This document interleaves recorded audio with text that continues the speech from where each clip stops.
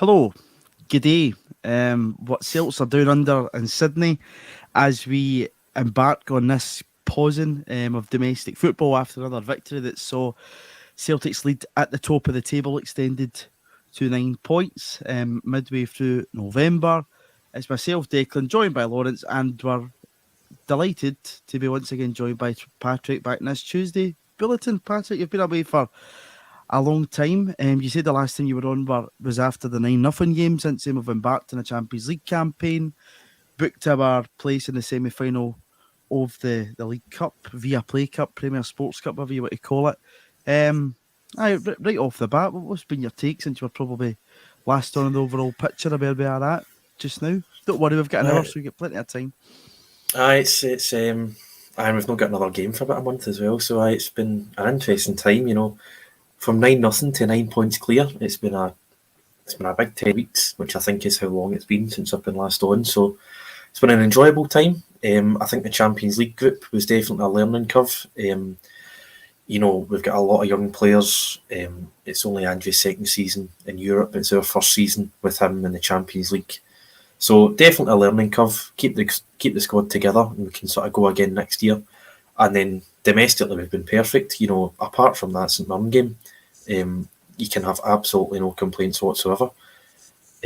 Obviously, the last couple of weeks has been tainted by VAR. It'll be interesting to see if that gets any better or any worse as the season goes on. But no, it's been a fantastic season so far, and I've thoroughly enjoyed it. Yeah, I think there's probably a lot of agreement in what you've probably said there. Frustration, probably more than disappointment, I would say, with the Champions League. I know myself, Lawrence, and Natasha's been going over all those different games. You were over in Leipzig for the game over there in Germany. But I think, that out the equation, I think any Celtic fan, if you'd have offered them this at the start of the season, would have been delighted, especially domestically. So we're getting at this break. We're in a good position. We hope to possibly strengthen come January time. Lawrence, that's our tagline today about Ange Postecoglou confident of unearthing some possible talents come January time.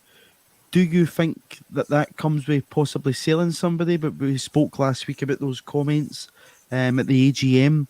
Or do you think, going out the summer window, that those targets were already identified and everything's tip-top and ready to go to bring them in whenever that time comes?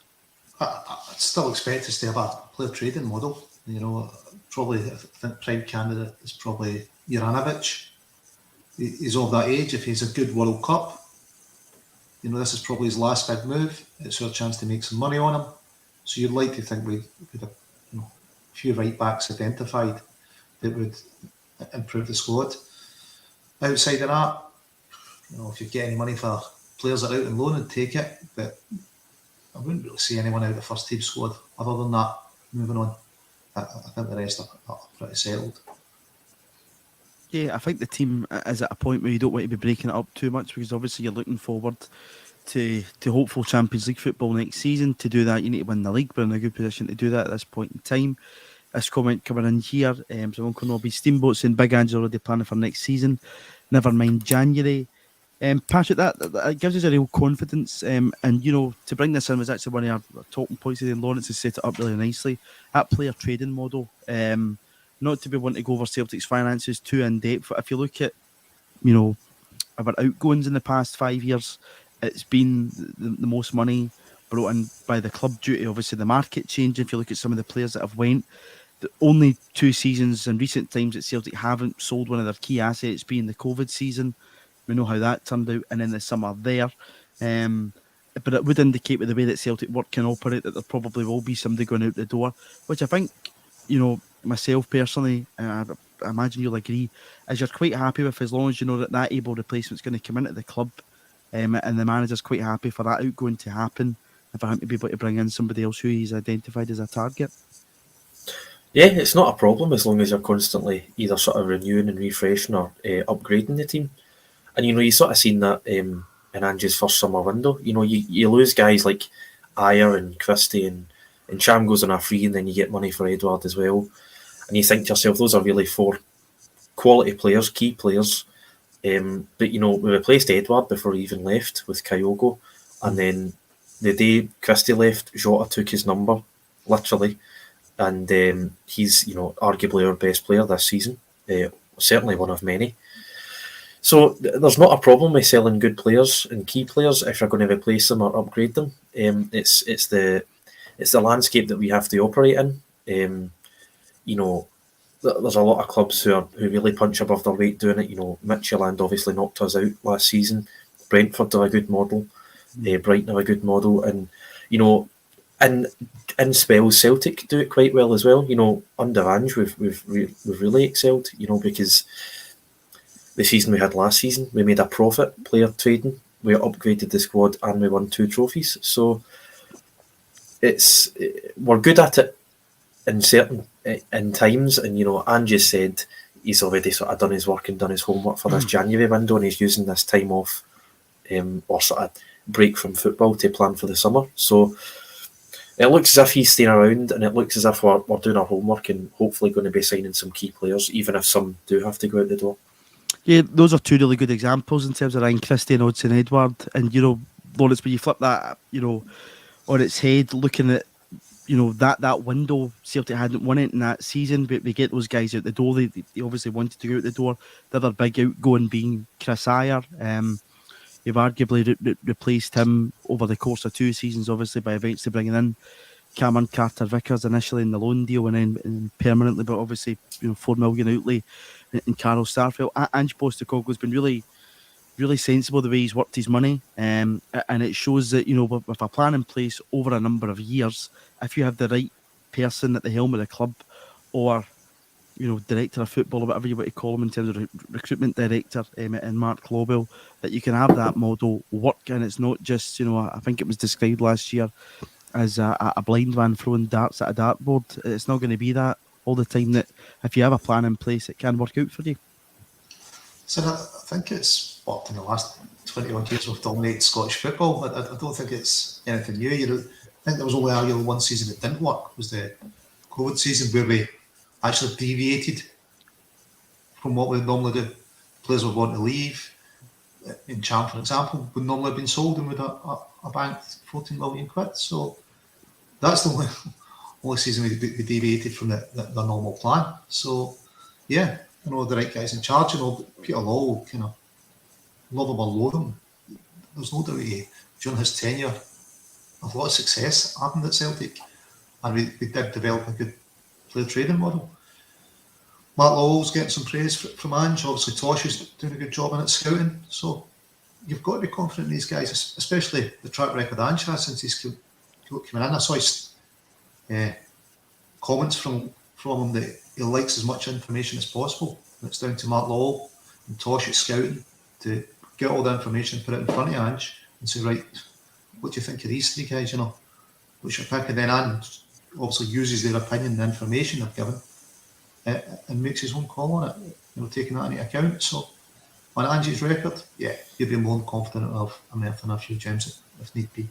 Absolutely. I've got these comments in front of me here, so let's read them out and come over to you, Patrick, and can I just pick them apart? It says, every decision I make, I try and flood myself with as much information as possible. What I'm good at is sifting out what is useful and what is not, but I've always relied on information. Ultimately, it comes down to a judgment, because you could have 3 players and there's not much difference between them in terms of qualities, and then it comes down to my experience and my judgment. But before we get to that stage, information for me is everything, and not just around transfers, but every decision I make. When I start a start 11, people make their judgments, but they have a tenth of the information I have when I make that decision. In brackets should be even though we'll all still moan. Maybe if they had all the information I had, then they would come to the same conclusion.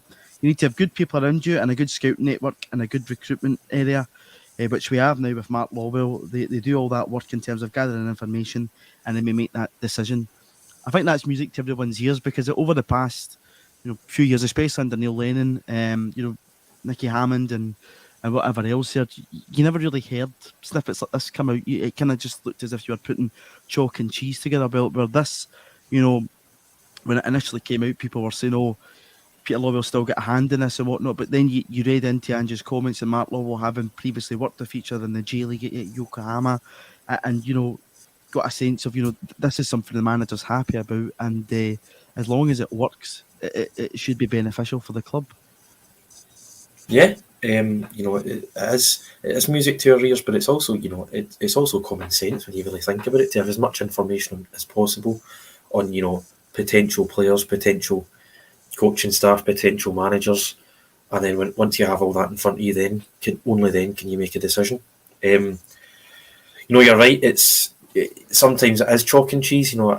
We re-signed Elanusi on loan and then started playing a 3-5-2 in that COVID season. So a lot of the decisions sometimes don't make sense. But once you, obviously behind the scenes they have all the information available to them. But once you do have all this information available to you, decisions begin to make sense. And obviously the decision making from Ange has been almost spot on since he came in the door. We've achieved tremendous results. So full faith in him for the remainder of the season and for as long as he's going to be here, because the model's working just now, and he's a fantastic man to have at the helm. He is a fantastic man to have in the helm, and Lawrence, it's a repetition of links with other jobs right away. Because Celtic's going to Sydney, they're going to play against Everton on Sunday. It was Ange Postecoglou's top of their wish list. But probably the most interesting one that came out today, that I know that Dan Orlovitz put up from the press in Japan, was Ange Postecoglou getting linked with the Japanese international job. That's something I think we could maybe tempt him in later years, but hopefully from our perspective, he's here for the long haul. I think he is, and I don't think he'll be too swayed by the top job at Japan just now. I know that may be a job that might interest him in later years, but he's spoken so much about getting this opportunity and chance to eventually move to European football. Previously, having managed the Socceroos, I think you'll want a longer haul shot at European football rather than going back into international management. Yeah, I'd agree. I couldn't see him going back to international management. I don't think Ange will be here forever. I think he'll be here for another 3 or 4 years. I'd expect him to deliver, continued success during that time. But you can see why clubs down south are interested in him. It's an exciting, attacking brand of football.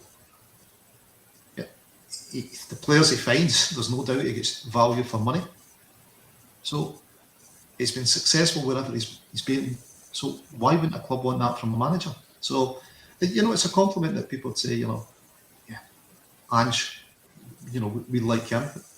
It's much better than having a manager that no one would want.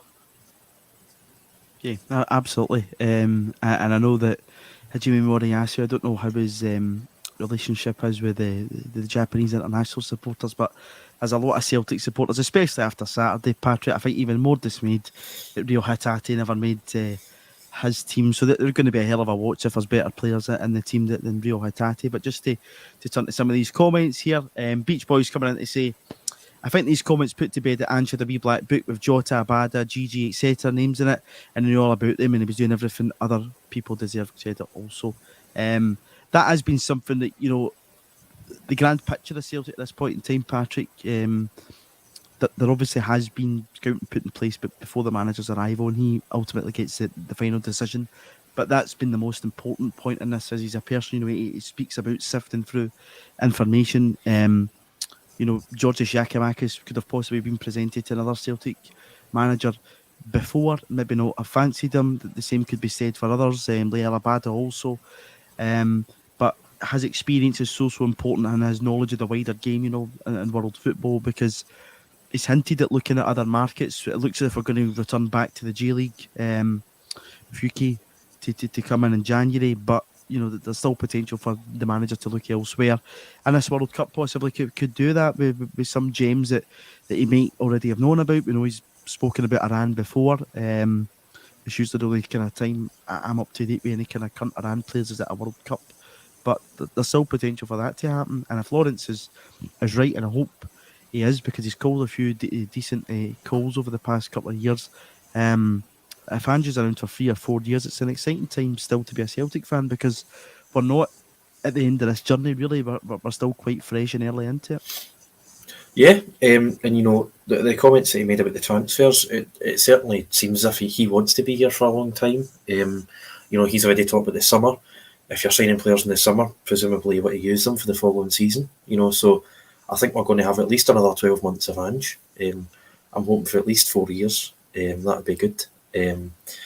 But just to go back, well, no, I think Ange, there was a lot of talk about extending his deal when we won the league at the end of last season, and I think he didn't really skirt around the question, but he basically said, "I'm happy here, and the contract I've got, I'm quite happy with." And I think basically he will leave when he wants to leave, and he sort of made that decision in Japan as well. He sort of decided he was getting a bit tired and a bit, he wanted a new challenge, and he was going to leave anyway. And then sort of Celtic came in for him. So he certainly I made think the decision with the Socceroos when he wanted to leave. You can see for that Jackson Irvine interview. But I think Ange will leave when he thinks that he can't challenge himself anymore at Celtic, and I hope that's a long time in the future. But just going back to that Everton link, I mean it's obviously very, it's all paper talk at this stage, but that's not a team I don't think Ange would leave us for. I think they change their manager quite frequently. I know people say that the first season's a bit ropey with Ange. We sort of get quite lucky. It was only really the first 2 or 3 months that results were a bit iffy, and even then performances you could still see we were playing quite well. If you go to a team like Everton, you're not going to get the full control that you got at Celtic. They go through managers. They could easily sack you if you're having a bad couple of months. I don't think that's the type of team that Ange would go to, in my opinion. But no, it's good that he's going to be here for the long haul, because we had a great season last season. It's shaping up to be a great season this season, and as he says, we never stop, and we're only going to get stronger. Yeah, and it'd be the timing of that kind of deal. Anything around Everton just now, who have stuck with Frank Lampard at this point in time. You've hit the nail on the head there, where when Ange decides to leave, he probably will leave, but I don't think he would leave you hanging in the lurch like a previous Celtic manager has done midway through a season, and would make sure that everything is well in place to make sure that success is continued on. To bring in some of these comments here, Big Red, to say, Ange did an interview saying he wouldn't take the Australian team just now, so I think that's put to bed the Japanese team, considering they tried so hard getting to Europe. David Ferguson coming in here to say Ange's here till he wins a major European trophy. That is something that Martin O'Neill, Lawrence's old mate there, was chatting about last week, that he thinks that Celtic, there's no reason why Celtic couldn't do that. And we've got Paul coming in here to say that Ange mentioned the Greek national side as an ambition before, but he is here and that's all that matters. Absolutely. He's going to be linked to, I think it's a good sign of where Celtic's at just through success-wise, that he's been linked with so many jobs. It tells you everything you need to know about him. But, Patrick, I think you're right. And Lawrence, I'll throw that over to you. The English Premier League is a whirlwind with managers. There's stability just now at Celtic. It looks as if he has full control of the team on the park. And, there's still boxes, I think, that he would want to tick off while he's here. Yeah, I think Ange will go when he considers it's no longer challenging and he's delivered success. A League Cup and a Championship, I'm not too sure that's the pinnacle of Ange or his time at Celtic. I think he's got far greater ambitions, and Europe definitely. I think whether it's winning a European trophy or making his regular after Christmas, getting to a semi-final or a final, I think it's having that style of football delivered on a European stage. It's what would be success for him. That might just be a semi-final, but if he gets to a couple of semi-finals in a row, he might be going, I'm proving that my football can work at this level, because he is so single-minded in his way of playing football. He wants to prove this is the right way, and it's a cracking stage for him to do it on. Yeah, it is. And Champions League football, you've got another chance at that if you go on and win the league this year again. And I think everybody in the comments here to bring in Ryan Kelly saying further progress in Europe will be key for us keeping Ange longer. Patrick, those Martin O'Neill comments last week were quite interesting. At times, he's people have said he's a manager from the past that the game's changed and whatnot, but his knowledge in football is exemplary to anybody. He's won the pinnacle in the European Cup and whatever. When Martin speaks, you listen, and before, I think you'd maybe say that those days of possibly reaching a European final are going for Celtic, you have that opportunity, firstly, but the added extra competition in the conference. Not that that's where we probably see ourselves playing football, but that competition is there. But there's been other teams with similar budgets to Celtic working in the same ballpark as Celtic that's got there, and with a good structure in place, and planning ahead and everything else that we've been chatting about there for the past 20 minutes with regards to transfers, operating that if somebody comes out, you replace them right away and whatever else. If you have that stability in place for a few years, there's no reason why Celtic can't do that, and the opportunity there presents you with getting into the Champions League if you can make it to that third place spot and then see where it takes you after that. And again, luck of the draw and everything else will be in that mix. Yeah, I mean, not to give you all PTSD, but we're all a Kevin Trapp save away from a Glasgow team winning the Europa League very recently, so it's definitely possible to get to a final. Obviously a massive amount of luck involved in that particular run, but you need a bit of luck when you're winning these competitions. I said when we dropped out of the Europa League that we could quite easily go on and be the inaugural winners of the Europa Conference League. As you say, I don't see us playing our football there. We'd have to go into the Europa League group stages to start with, and therefore we'd have to finish second and fail in the Champions League qualifiers. So I'd rather we didn't do that. But to reach the Champions League group stages again next year, bank that money. We're already building for the summer. So if we can secure that money, spend it, and then try and get European football after Christmas, probably third place in the Europa League, and sort of see where we can build from there. Because I think definitely Ange is the type of person who he will see that as his ambition. I don't think there's a boredom or a naivety with winning the league.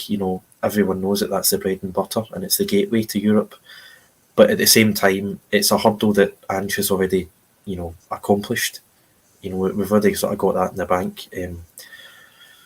Do we want to go down the path of treble after treble? As nice as it is, what is the progression there of winning, 3 Scottish trophies every year? You're not going to be competing with the best of the best in Europe if you do that. I'd love us to win a treble this season. I'd love us to win a treble every season. But I think in terms of progressing the club, you definitely need to look at Europe, and I think that's where Ange will be looking. Yeah, and there's going to be, Lawrence, major changes coming to European football 2024. I was just pulling those up there on my phone there. That Swiss model when it kind of goes into the big table and whatever else, which might give Celtic that chance. Patrick's already mentioned there the Europa League as a possible gateway to that success, but it's just about, being in the competition firstly and then seeing where it gets you to.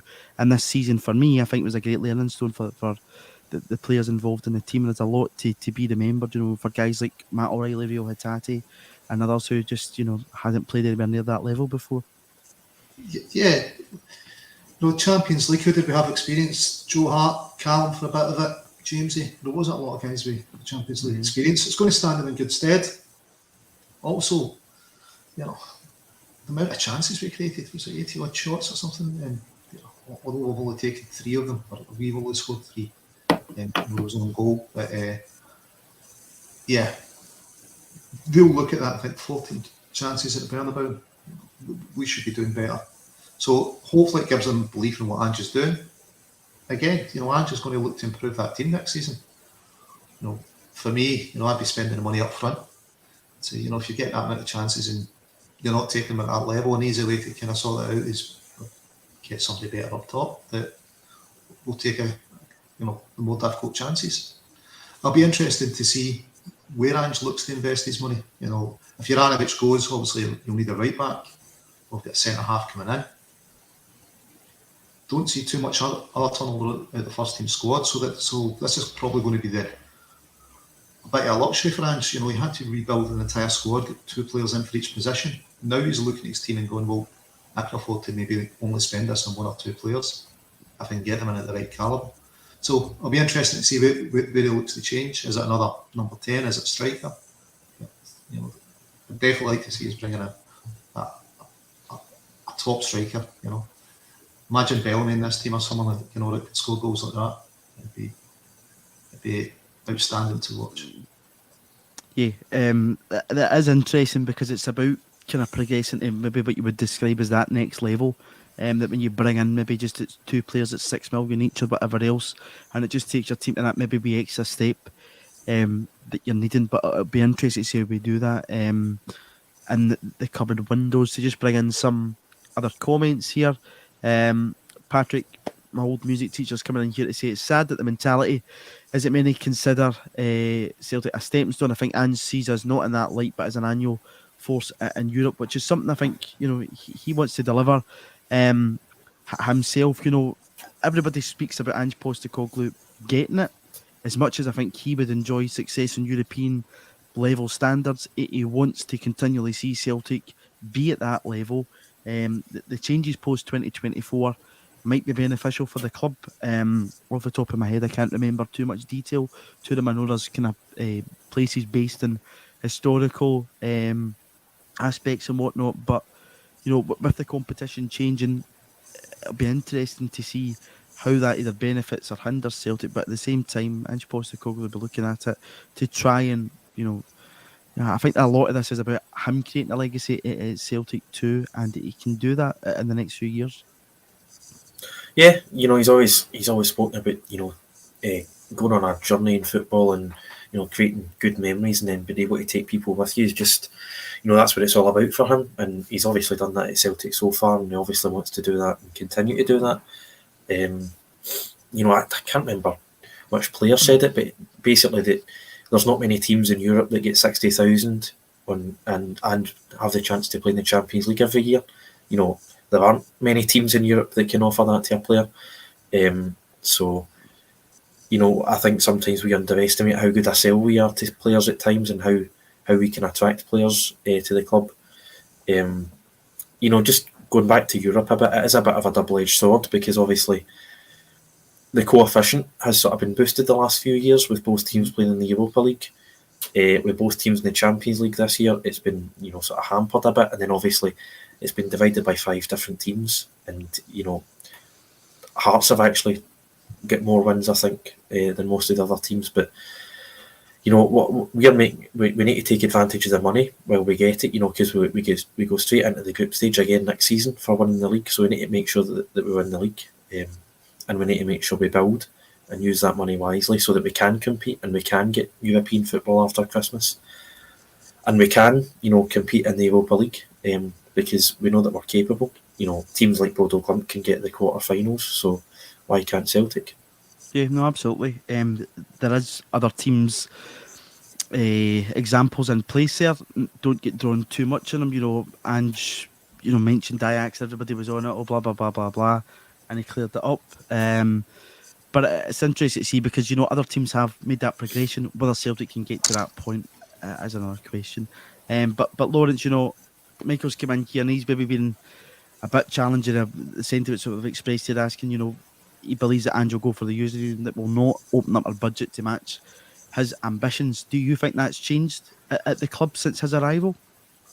Well, I suppose as Ange traditionally a checkbook manager, the environments he's operated in previously, that's not been the case. So maybe there would be a change in Ange, and that's what it becomes. And therefore, we need to extend our budget. And we're going to have a ceiling. We most rely on ticket revenue rather than TV revenue. So there will be a ceiling to that. If someone was to come in and say, Ange, come here and you can spend 500 million a season, and that's Ange's dream, then maybe. But I don't see him as that kind of manager. He talks about developing players. I don't see someone that's just going to go because he's going to get a huge checkbook to spend. And I was listening to John Park's comments saying, there is value for money out there. Another guy who said at the time Celtic were way ahead of the time, having their own analysis department and the amount that they've done.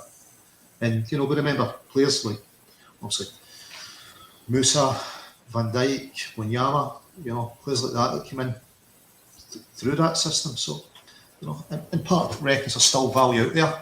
I know Ange just said that as well, there's still value out there. So, I wouldn't see him due to frustrations with the budget. Has a budget lifted? with the recent changes, I would say we seem to get players in earlier. You know, we're not waiting to the last minute. But I don't know how much of that's down to the budget and how much of that's down to the manager. So, look, no, I want the players in earlier. I'm not going to hold off and see what I can get. So it could be a bit of both. But no, I wouldn't see Ange leaving just because he's going to get more money to spend. Yeah, I think he's pretty content at this point in time, Patrick, and I hope that's not going to be an issue going forward. But obviously, there's a lot, you know, I can understand why people still have that perspective. You know, you only need to go back a year to Ian Bankier's comments in Celtic European football to make you maybe think twice. Just where we're hitting the hour mark, I want to just get this out here and bring it up. Axom has 2 tickets, 2 standard tickets for this event by One Star. All you have to do is subscribe while you're there. Just give the video a wee like, and all existing subscribers will also go into the draw. So that should be a cracking night there to celebrate the team that stopped the 25 years ago. Quite incredible. So there we go. That's that out there. So if you're already subscribing to Axom and A State of Mind, you'll be entered into the draw. If you haven't done so already, please do subscribe to the channel. It's how we can bring you free content and continue to bring you free content. Our latest videos up there with Jim Orr speaking about Seville with some unseen footage, which, you know, he touches on some of the points that we've spoken about and here about, you know, managers leaving, maybe not being happy with the budget, with players of high quality standards maybe sticking around the club to try and build that legacy with in terms of Henrik. So those are out there. Please do subscribe to the video and get yourself in for that draw. Let's go to Sydney and let's go all that way over to Australia. I know a couple of boys that are over there. My big pal Paul Byers has made the trip. I see there's also a bus running from Western Australia to Eastern Australia, which is quite incredible. I saw that on Twitter today. Somebody put it in at something like a 44-hour trip to make it by bus. So hats off to those folks doing that. Lawrence, I think it's quite interesting going into this that we've got these 2 games. We're going to play Sydney and then we're going to play Everton. How strong do you imagine the manager's going to go? We know all about this block on players leaving, which I think was the right decision. I know Kenny Dalglish came out in the press to say he believes it was the right decision. I imagine we're going to go with 2 pretty strong teams here when we play these 2 games. What's your thoughts on it all? Yeah, certainly for the first 60 minutes anyway, I'd expect it to be strong teams in them. You know, you want to work on a few things over there as well. You know, he's obviously taken Rocco Vata, Wilson Lowell, Robertson as well. So I'd like to see Rocco getting a bit of game time, whether, you know, it's 10 or 20 minutes towards the end of a game, because he's certainly been impressing at the level he's at. But yeah, I think definitely the first 60 minutes he'd be going all out, and he'd maybe leave the latter parts of the game to try some stuff. But yeah, I think it's going to be strong teams that will start anyway. Patrick, what's your take on Rocco Vata, Scott Robertson and Bosun Labo going? Do you see them getting some game time? I know it was something, I had the chance to talk to the manager after the game on Saturday, and Matt Core asked him that question, and he said, you know, he's always looking to try and do that. This could be that opportunity. You know that Rocco Vata, certainly those 3 has been the one that's been most impressive in the B team. We've seen him feature in pre-season, and you know, Bosun Labo as well. You know, with Cam being away at the World Cup, it could be a chance for him to come into the team and get some first team experience once again. Yeah, I mean, it is a long trip, so I don't think they'd take them for nothing. So definitely, you know, I think they're going to get on the pitch at some point. It's just a matter of how long for. You know, I'm not sure about the quality of the first team we're playing, but, you know, Everton hopefully will take it as seriously as we will, play a strong 11. And yeah, as Lawrence says, maybe, you know, first 60 minutes, make it a really competitive game, and then sort of rotate and keep the fitness up for the rest of the players in the last 30 minutes, and just sort of treat it as a friendly, if you get what I mean. You know, like a bit of a pre-season game, different 11s for each half. But you know, I don't think we're taking them over there for nothing. You know, on one hand, it's definitely a selling point. We're wanting to sort of showcase Ange and Celtic to Australia and the world. It's it's very much a sort of tourist event, a sort of commercial sort of marketing exercise, try to grow our image. But at the same time, it is 2 friendly games, so you need to just sort of get these guys game time, get them playing against, two quality opposition.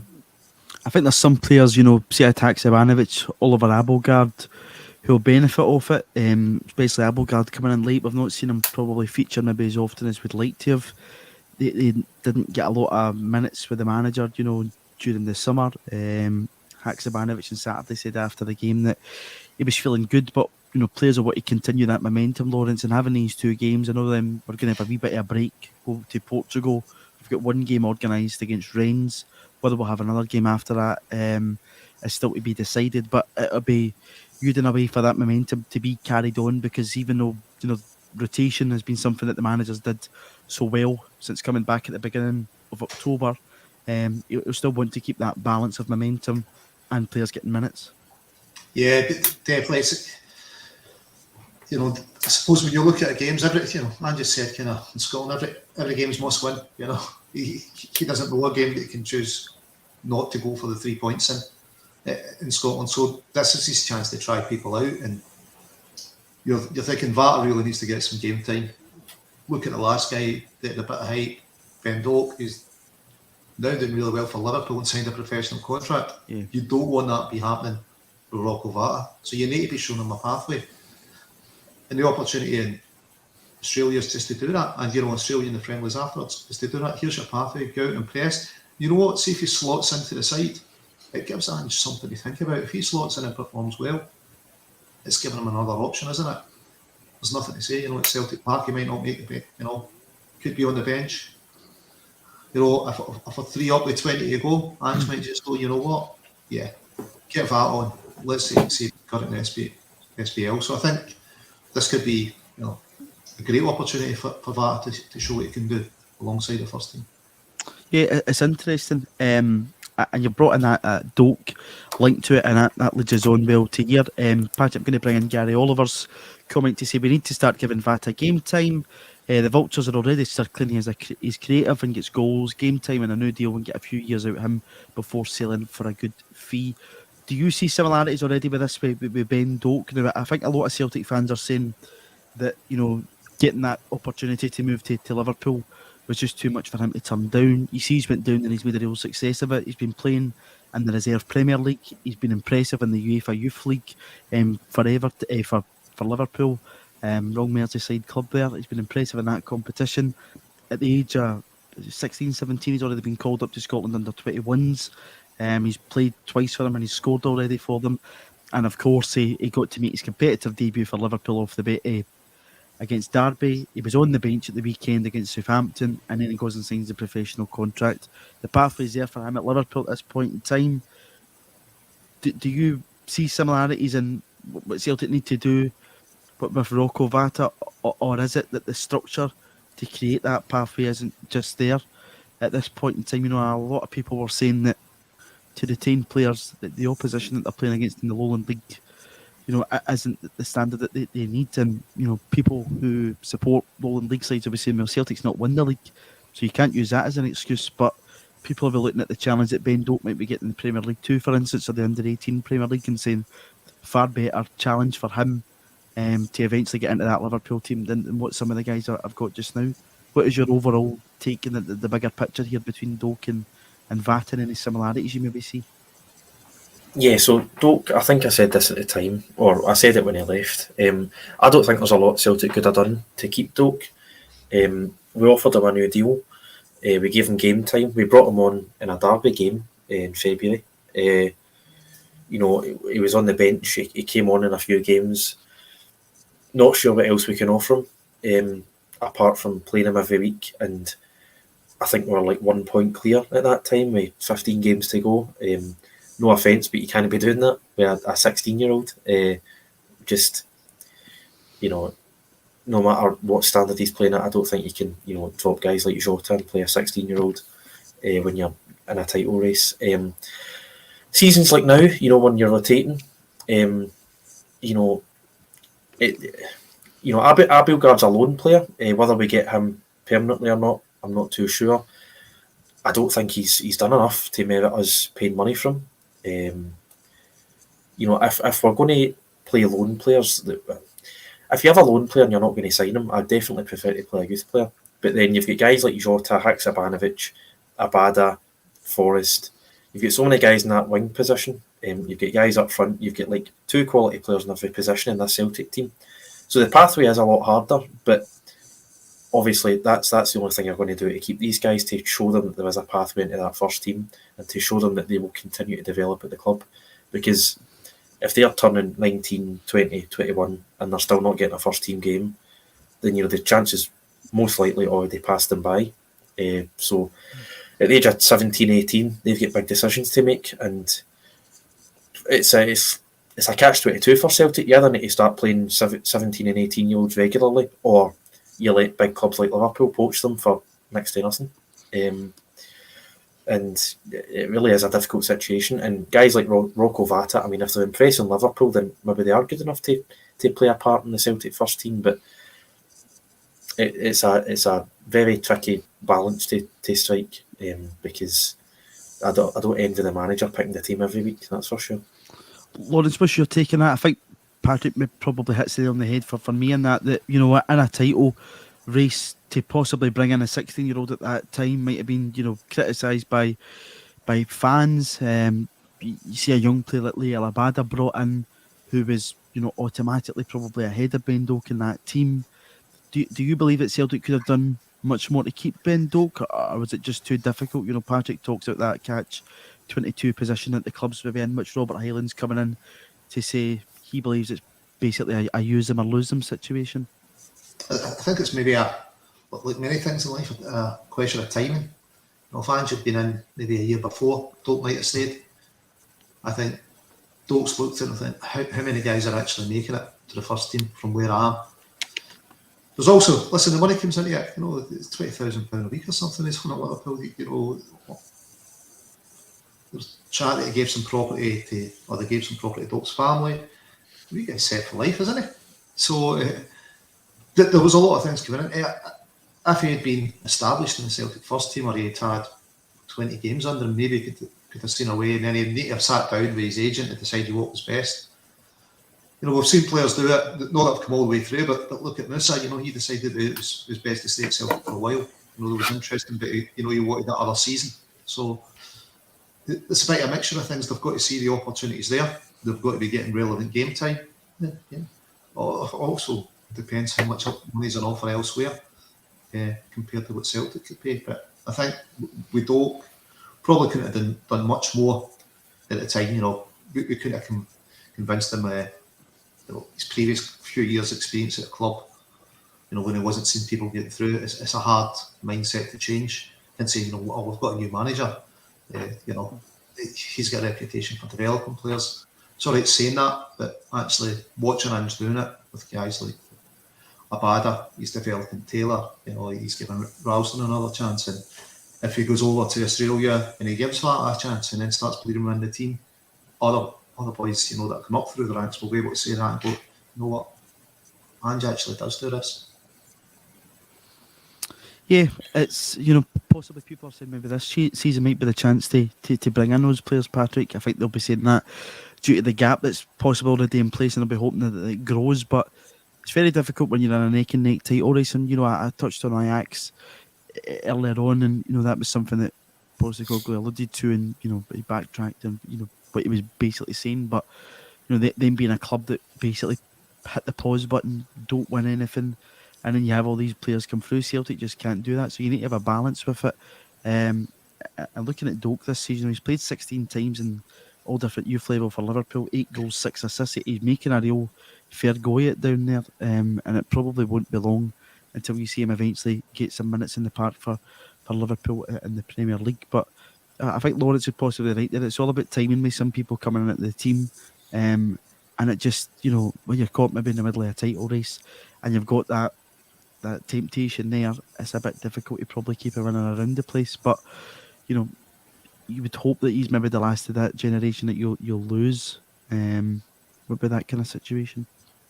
Yeah, what Lawrence says is spot on as well. If he's on 20 grand a week at 16, giving his parents a house or whatever, some sort of property, my mind immediately jumps to when he came on in the derby when we beat them 3-0 in February. The unique angle shows the full-time whistle, and Ryan Jack almost does him. He almost stamps on him and could do him a nasty injury. This is a 29-year-old trying to injure a 16-year-old guy making his debut or making his second appearance. He came on against Dundee United. If he's almost getting a nasty injury at 16, 2 games into his career, and then Liverpool offer him 20 grand a week for the next 4 years and give his mum and dad a house, then there's very little Celtic can do about that, because if we give a 16-year-old 20 grand a week, then our wage structure is totally out the window, because the guys playing week in, week out are going to be demanding about 50 grand. So, if there weren't so many hatchet men like Ryan Jack in the league constantly trying to injure people, maybe youngsters would think twice about sticking around. Yeah, you never know. League structures and whatever else will probably always come into this conversation. It's one to see how it goes. I think with everything that happens in terms of wheelings and dealings with football. But Lawrence, you've been a champion at Scott Robertson, and he's a player who exceeded pretty well down south. Really unlucky with that injury and whatever else. Do you see him eventually ever getting that chance to break into the team? We've had that really good conversation about Rocco Vata. With Bosun Labo, you maybe think that bringing in a younger, another young centre half from Japan maybe indicates that his progression to the first team might not be for a while. But Scott Robertson won, but we've seen him make his competitive debut for Celtic. But will it happen for Scott Robertson? That number 6 position is really congested at Celtic Park. You've got Gucci, who I think will probably move on if he doesn't do anything this season. You've got Abelgard on loan. You've got Riley showing he can play there pretty well. You've got Callum to come back. James McCarthy here. I think for Scott Robertson, again, it's timing, and it's just, I think that he's someone we're going to move on. I know Callum didn't break in. Callum went to Notts County. We almost sold him to Carlisle United. It was kind of 21 before he 22 before he really started playing. So Robertson, if he gets some game time in Australia and really impresses Ange, how many people has he got to get ahead of to get that number 6 berth? I don't think he's going to get in ahead of Riley.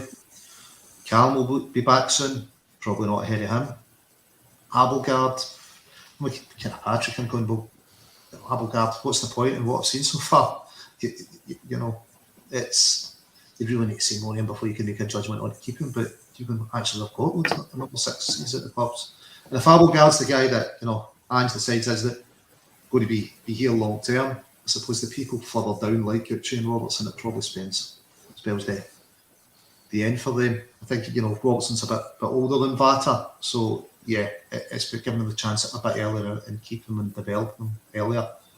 He's impressed me as well in loan. I don't really see he's done anything wrong when he's played for the first team. I think he's always scored at least a 7 out of 10. So do you think that's again what you're saying about timing for players whenever they can maybe get that chance? Yeah, you could have been doing with a manager that maybe they're a bit more faith. He's come in, he's done well. You know what? Leave him in there for a bit. But it didn't happen. But Robertson's, I think he'll have a good career. I think he's a decent level. I just don't think it's going to be with Celtic. Yeah, it's one. I would agree with that, Patrick. What Lawrence says there again. It's probably down to timing again. And it's just about whenever you maybe break into the first team and whatnot. Kind of looking ahead from Sydney, Portugal, we come back. It's kind of quite crazy to think about, having missed Callum McGregor for so long and our team, and he'll come back into it. What's been your overall take, Patrick? You've been away for a few weeks with the position that Matt O'Reilly's taken in the team, because I think he's had some top performances playing in that kind of pivot role for Celtic. And some people think that he's, played some of his better football for Celtic there. I would still say I would prefer him in more of that kind of playmaker role, a wee bit more advanced. But what's your whole take on it? Because Callum McGregor's going to come back into the team. How do you see those two now complementing each other back to where they were at before? I think it took him a game or two to get used to. I think, was it the St Johnstone game in between the two Leipzig games and then Leipzig at home? I thought he was a bit, obviously he looked out of sorts because he's playing a totally different position. But ever since then, I think he's been absolutely brilliant. What was the game recently was brilliant? Was it when we scored in the last minute? I can't remember. It was like last weekend, the home game, 5th of November. I thought it was absolutely fantastic. he was so good I've forgotten who we were playing. But no, I think he'll return to his natural position because he's up there with the striker, pressing the back line of whatever opposition we're playing, and he's really good at doing it. We went into Shakhtar with two strikers and it didn't really work in my opinion. I think Kyogo and Giakoumakis definitely aren't used to playing with each other. But I think O'Reilly behind them definitely is our strongest. It's our strongest way of playing, if you get what I mean. So when Callum does come back in, I think he'll slot right back into where he normally plays, and that's it, midfielder role, and O'Reilly will move back up, sort of almost next to the striker. Certainly when we're off the ball, anyway. But after 1 or 2 shaky games, I thought he's been absolutely brilliant in that position. Yeah, I think he's played very well there. But Lawrence, he shifted a wee bit of attention because we're not really spoken about the weekend at all with this. Real Hatate, what a performance again at the weekend. And Celtic continually show that when you're up against these defences that are blocked, that are so hard to break down, it can be really, really difficult. But Hatate produces that real moment of magic. Yeah, Hatate great against. But, the weekend it's difficult to break down. You didn't find it so hard to fall down. And talk about Riley when he taken the ball off the player, he's putting Kogo through 1-on-1, and the ref sees a free kick that wasn't there. It's got to be really hard for the team to play against. Especially the styles are all about keeping the intensity up. If a defender falls over, it seems to be a free kick against Celtic. The stats really don't lie, do they? It's 14 fouls against Celtic, 5 against Ross County. They did 22% of the ball or something. There's something really bizarre goes on, isn't there? Their players falling over in the box of defenders, it's a free kick. Anthony Ralston, 2-handed shove in the back in the box, doesn't even go for a VAR review.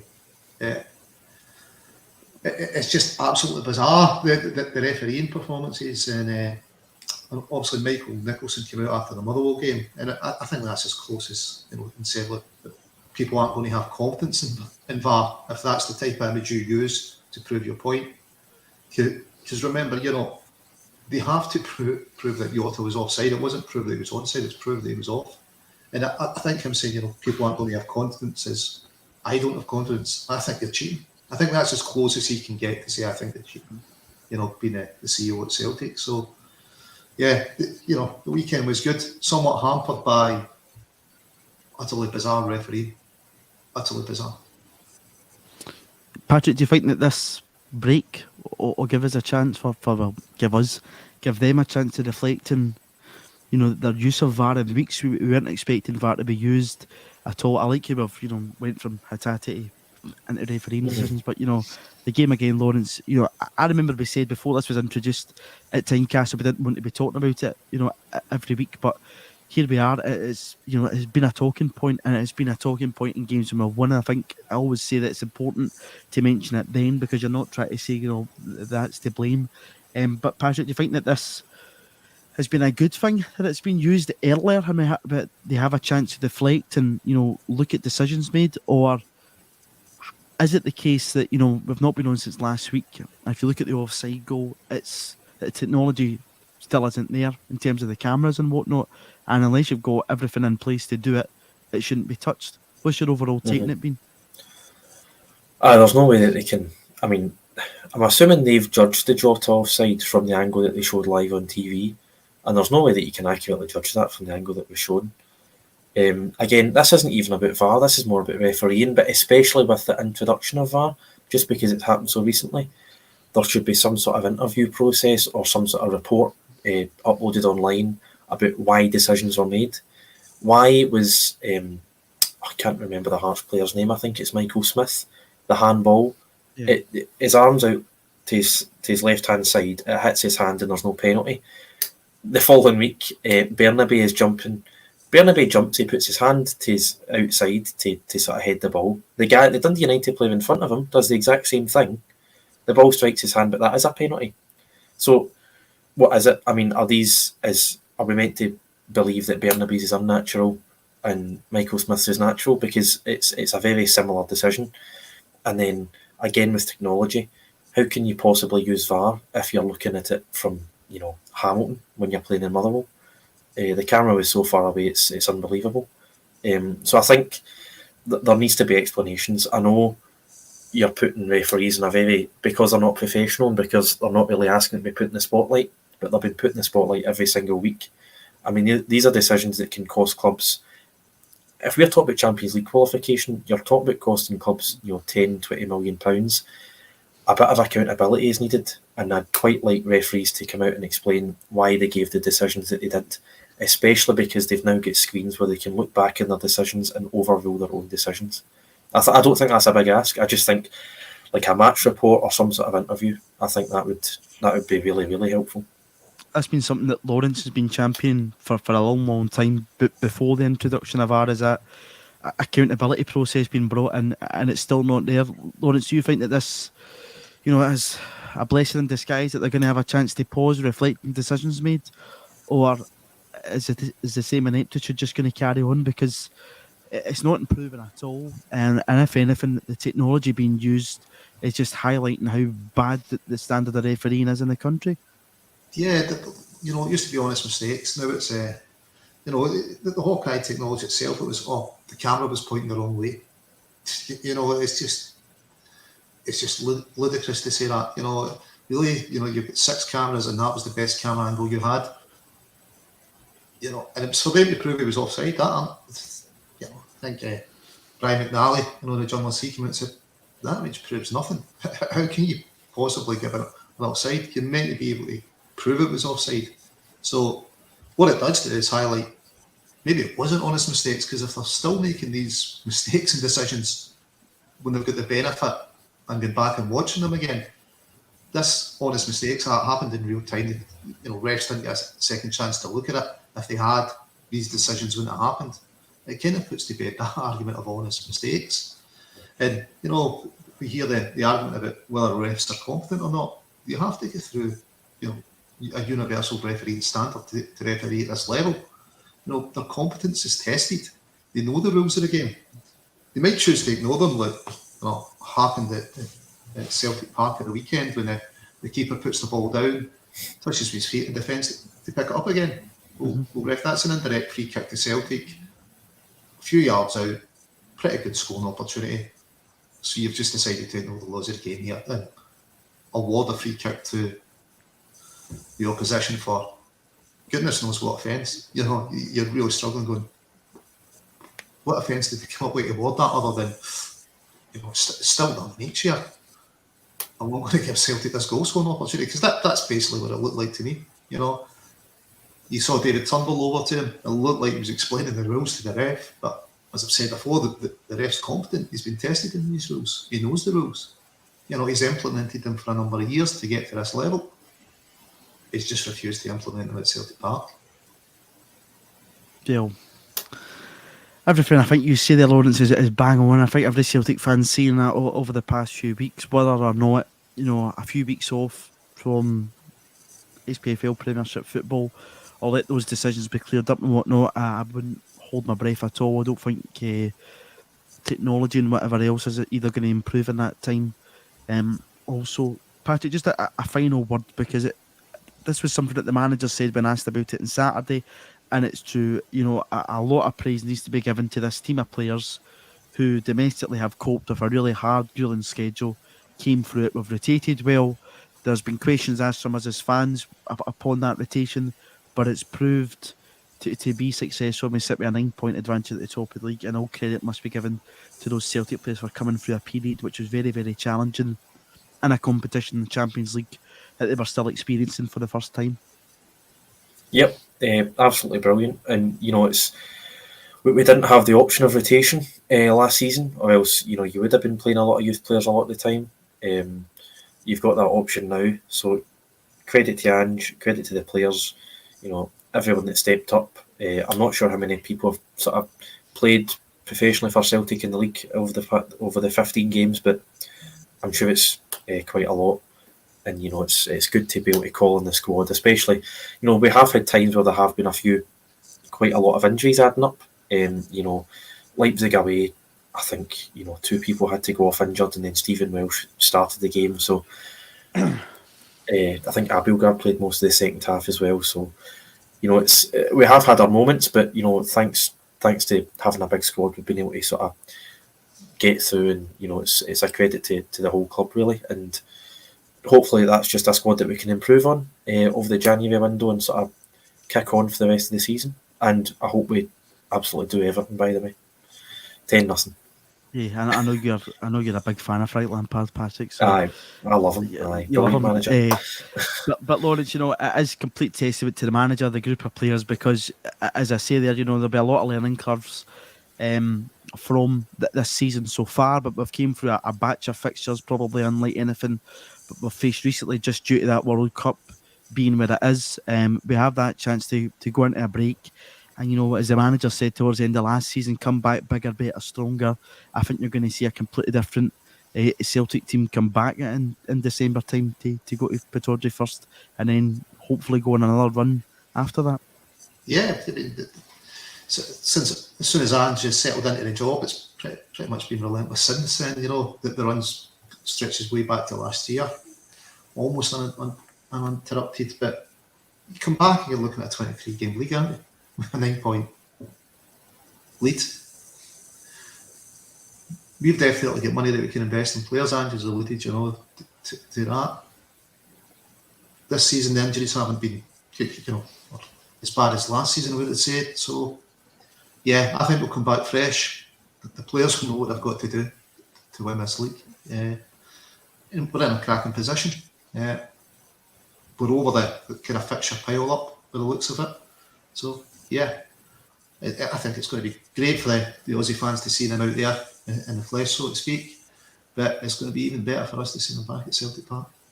Yeah, absolutely. To all our usual Aussie listeners and other people over in that part of the world, I hope you enjoy it, because it's not every day that obviously Celtic's in your doorstep, and it's a real reward, if you like, for a lot of these people who give up. It's easy enough for ourselves that live close to Celtic Park to jump in the car or the bus or whatever and get to the game, but for those people out there who make so many sacrifices, getting up in all hours of the day to watch their beloved Hoops, it's something that's well deserved for them.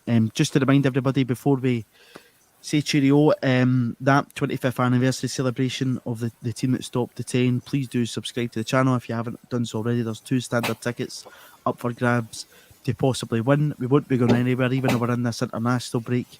We'll be chatting all things Celtic. We've got the build up to the Sydney Super Cup.